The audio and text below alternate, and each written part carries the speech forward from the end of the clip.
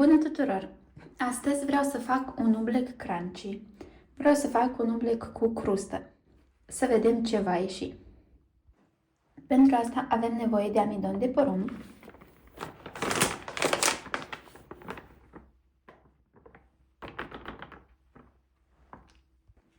mai mult amidon de porumb,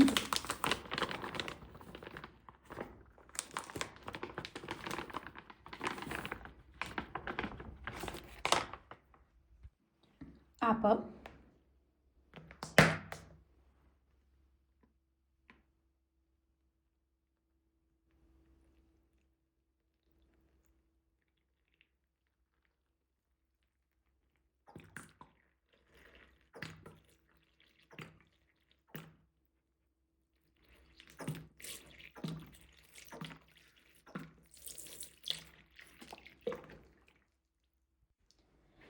colorant.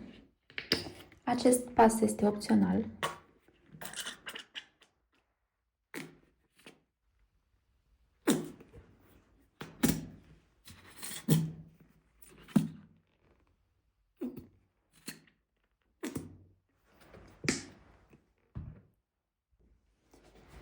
Iar acum vom amesteca.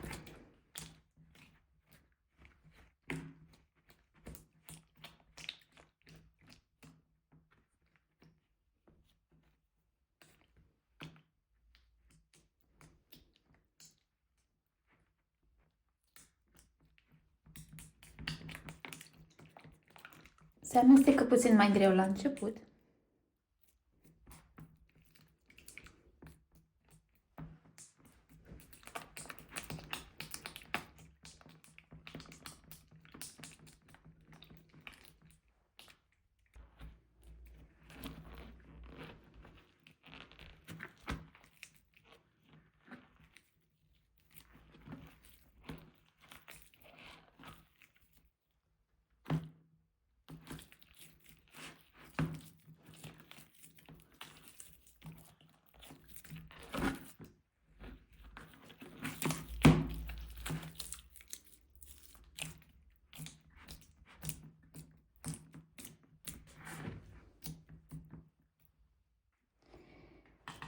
Cam așa arată.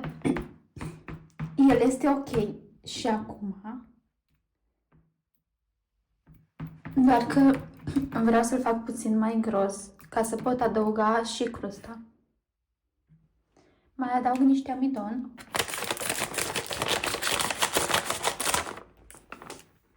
Doar puțin. Și amestec.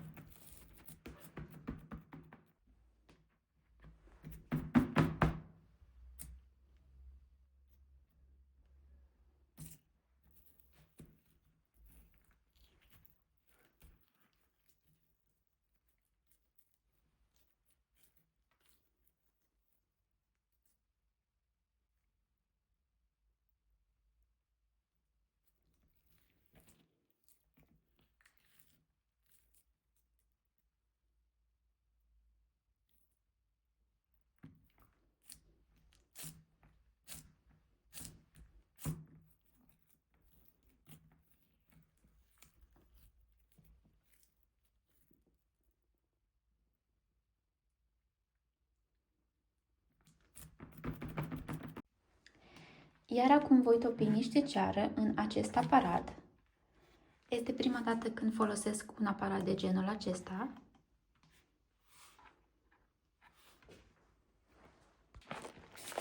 Am această ceară aurie.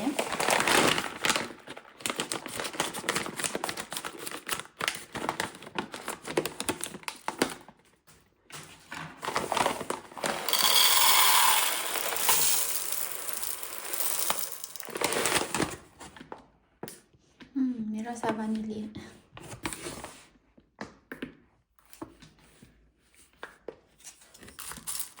Ia să vedem. Cred că deja se topește. Este dat la maxim.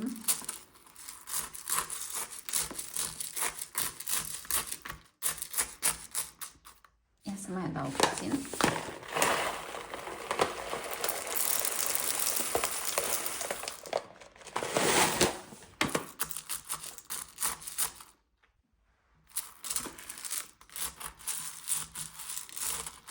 Eu, în general, topeam ceara pe aragaz într-o liță mai rea.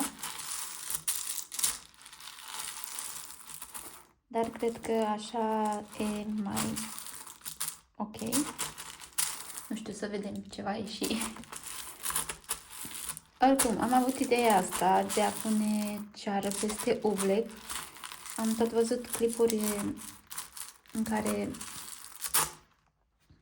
se turna ceară peste slime și am zis, ok, hai să văd dacă merge să turn ceară și peste oblec.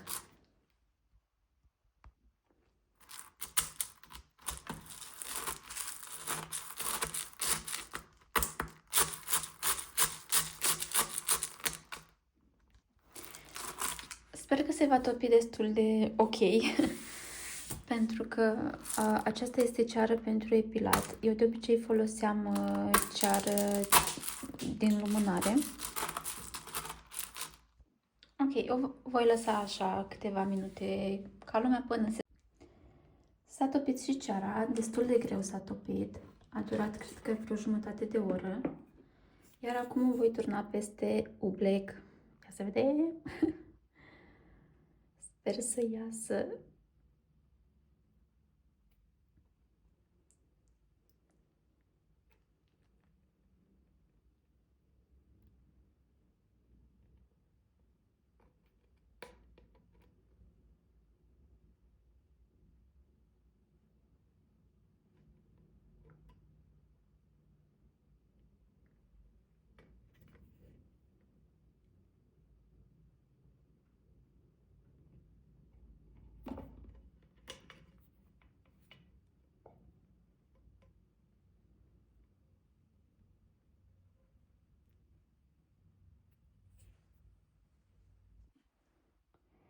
Voi lăsa să se întărească bine și voi mai adăuga puțin. Și cam acesta este rezultatul. Ceara asta este foarte elastică. Data viitoare voi încerca cu ceară din lumânare sau, nu știu, eventual o voi amesteca.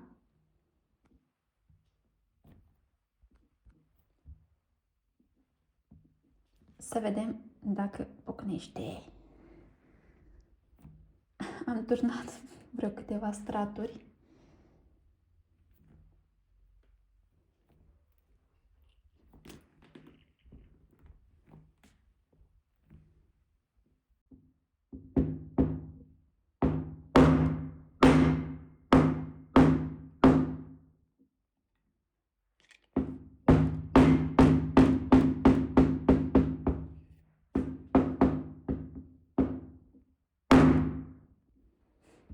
Ok, nici măcar cu ciocanul nu se poate sparge.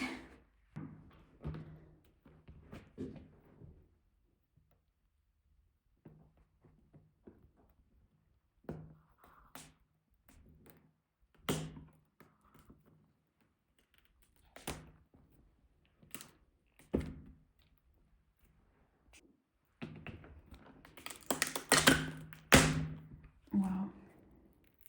Ia uite, de desubt s-a spart. A fost destul de gros stratul de ceară. Cred că și din cauza asta.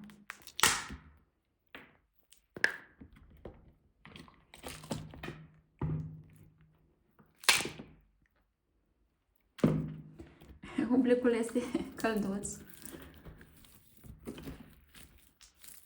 din cauza că am turnat ceara fierbinte.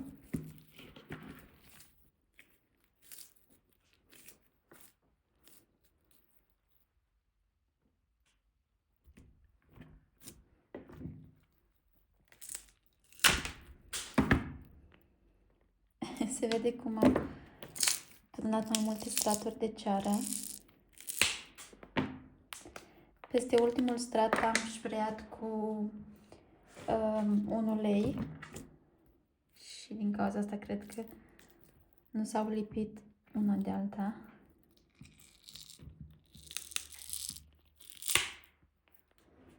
Ok, am încercat și acest experiment. Voi încerca din nou, bineînțeles, cu o ceară din lumânare și ceara asta o voi spăla bine și o voi păstra. O voi amesteca eventual cu ceară din lumânare și vedem ce va ieși.